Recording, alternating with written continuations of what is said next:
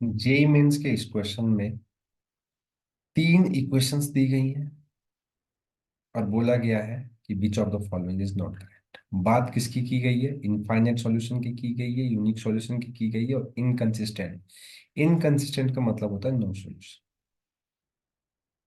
JEE mains 2024 में similar same type का दूसरा क्वेश्चन, सेम क्वेश्चन पूछा गया था। उसको भी मैंने बताया था किस तरीके से सॉल्व करना है। ठीक है, आप उसको भी रेफर कर सकते हैं। तो देखिए, कंडीशंस बता देता हूं। अगर डेल्टा की value is not equal to zero है तो हमारे पास होता है यूनिक सॉल्यूशन। अगर हो गई डेल्टा इक्वल टू जीरो तो दो सिचुएशन होती है, एक होती है नो सॉल्यूशन की, एक होती है इनफाइनाइट सॉल्यूशन की। इनफाइनाइट सॉल्यूशन तब होता है जब delta X equal to delta Y equal to delta Z भी जीरो हो जाए। नो सॉल्यूशन के लिए अगर डेल्टा एक्स, डेल्टा वाई और delta Z not all equal to zero, मतलब not all zero equal to zero, यानी कि एटलीस्ट कम से कम एक तो ऐसा होगा जो नॉन जीरो। ओके, तो चलिए, सबसे पहले यूनिक सॉल्यूशन वाला ऑप्शन है, इसको चेक करने के लिए हम delta is not equal to zero apply करेंगे। तो उसके लिए डेल्टा हमें निकालना पड़ेगा। डेल्टा होता क्या है? एक्स वाई जेड, इनके कोइफिशिएंट से बनने वाला determinant. One one one, one two lambda square, one three lambda. ये हमारे पास हो गया डेल्टा।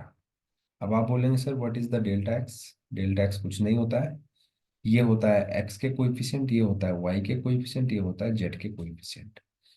एक्स के कोइफिशिएंट की जगह पर हम इन कांस्टेंट को फिल करेंगे, 5 9 और 5 9 और फिल कर दिया हमने। बाकी हम लिख लेंगे as it is, 1 2 3 1 lambda square lambda. Okay, इसी तरीके से हम डेल्टा वाई कर लेंगे। डेल्टा वाई क्या होगा? वाई वाले कॉलम की जगह पर हम इन कांस्टेंट को फिल करेंगे, 5 9, सॉरी 1 1 1, 5 9 1 लैम्डा स्क्वायर लैम्डा। ऐसे डेल्टा जेड हो जाएगा। डेल्टा जेड क्या होता है? जेड के जगह पर एक कांस्टेंट वैल्यू 5 9 म्यू, बाकी कर देंगे हम यहाँ से एज इट इज कॉपी, 1 1 1 1 2 3। ये सब के सब होते हैं जीरो। तो पहले हम इसको इक्वल टू जीरो करते हैं, ठीक है। इसको इक्वल टू जीरो करेंगे तो क्या होगा? 1 2 lambda minus 3 lambda square -1 lambda minus lambda square +1 3 - 2, यानी कि डायरेक्टली लिख देंगे। यहाँ से -3 लैम्डा स्क्वायर आया, यहाँ से +लैम्डा स्क्वायर, तो -2 लैम्डा स्क्वायर। यहाँ से 2 लैम्डा आया, यहाँ से -लैम्डा आया, तो +lambda, +1 equal to zero. 2 lambda square -lambda -1 equal to zero. इससे सॉल्व करो तो लैम्डा की वैल्यूज हमें मिल जाएगी। ठीक है, तो लैम्डा की जो वैल्यू है यहाँ से वो मिलेगी हमें 1 और माइनस। ठीक है, अब बात करते हैं म्यू की। बात अगर म्यू की जाए तो हम इसको सॉल्व कर लेते हैं, क्योंकि इसमें सिंगल वेरिएबल है तो यहाँ से मुझे म्यू इजीली मिल जाएगा। तो ठीक है, सॉल्व कर लेते हैं इसको। इसको सॉल्व करेंगे तो 1 2 म्यू -27। जब बात इसकी हो तो म्यू -9। बात इसकी 5 की हो तो 3 - 2 यानी कि 1 इज इक्वल टू जीरो कर दो। यहाँ से 2 म्यू है, यहाँ से -म्यू है, तो म्यू बचेगा। -27 है, +9, 18 बचेगा। 18 5 23 होता है। सॉरी, यहाँ से -18 है, +5, तो बचेगा 13, है ना, -13 इज इक्वल टू जीरो। तो म्यू का वैल्यू आ गया यहाँ से 13, है ना। अब यूनिक सॉल्यूशन की यहाँ पे बात हो रही है। तो देखिए यूनिक सॉल्यूशन के लिए delta is not equal to zero करते हैं। तो यहाँ पर लेमडा, अगर यहाँ पे डेल्टा इक्वल टू हमने जीरो किया तो ये आया। अगर delta is not equal to zero होता तो lambda is not equal to one और lambda is not equal to minus half आता। तो इसने यूनिक सॉल्यूशन के लिए कंडीशन तो यहाँ पे लिखी है। तो जब लेमडा की value lambda is not equal to one है तो यूनिक सॉल्यूशन तो होगा ही होगा इसका, है ना।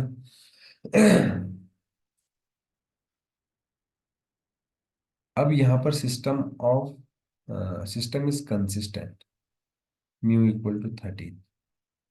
चलिए, तो कंसिस्टेंट का मतलब क्या होता है?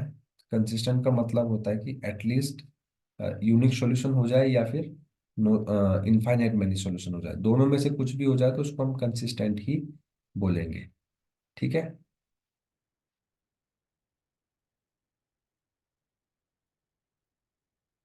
Infinite solution lambda equal to one और म्यू इक्वल टू 13, अभी अभी देखिए हमने निकाला। लेमडा इक्वल टू वन और म्यू इक्वल टू 13 पे इनफाइनाइट सॉल्यूशन आएंगे, पक्की बात है। इसने बोला system is inconsistent, lambda equal to one. देखो लैम्डा इक्वल टू वन तो आएगा नो सॉल्यूशन के लिए, क्योंकि नो सॉल्यूशन के लिए डेल्टा इक्वल टू जीरो करते हैं। और mu is not equal to 13, ये बात तो सही है, क्योंकि म्यू इक्वल टू 13 करने पे आ रहा है इनफाइनाइट सॉल्यूशन। तो अगर म्यू को हम 13 नहीं रखेंगे तो हमारे पास नो सॉल्यूशन आएगा। अच्छा, अब सिस्टम इज कंसिस्टेंट की अगर बात हो रही है तो lambda is not equal to one और म्यू इक्वल टू अगर 13 है तो सिस्टम कंसिस्टेंट है। कंसिस्टेंट का मतलब क्या हो गया कि यूनिक सॉल्यूशन होगा। इसका क्या होगा? Unique solution.